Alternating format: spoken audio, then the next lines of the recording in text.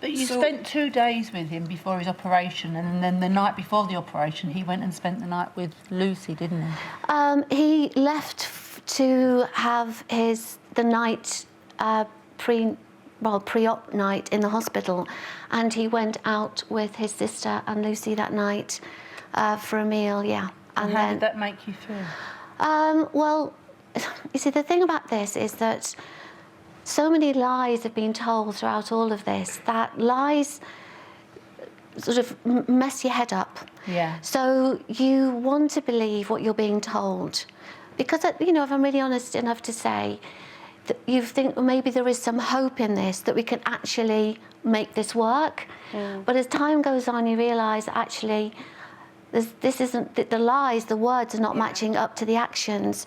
So the night that he went into hospital, he never said, obviously, that's who he was going to meet. Being a psychotherapist, do you ever get frustrated, or do you ever look back on that and think, how did I miss the sign? How did I allow this to go on for so long, knowing that I would probably have given the opposite advice to somebody that I look after?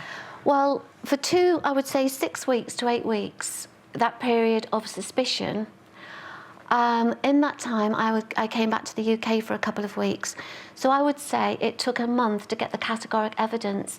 But I think this is what causes so many people heartache and stress, is that you just know, and yet you can't get to the bottom of it. Because a lot of the time, the defence mechanism is, what are you talking about? It's all in your head. Yeah. I haven't done that. How do you feel about Richard now? Would you ever go back with him? I think things have gone far too far for Richard and I to get back together. I think the trust has gone. The trust has gone, but I would say it's the lies that have made that most difficult.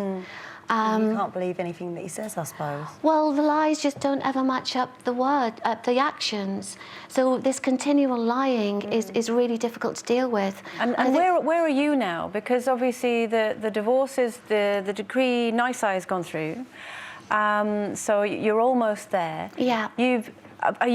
You're a trained therapist, you're a counsellor. Are you taking these experiences and pushing forward now? Yeah. Are you looking to move away and put that behind you, rather than, it sounded like you were almost trying to reconcile the situation. That's now not going to happen. No, I think during this time, it's been really painful and really hurtful. And I think when you feel pain, your natural instinct is to try and get rid of it as soon as you can.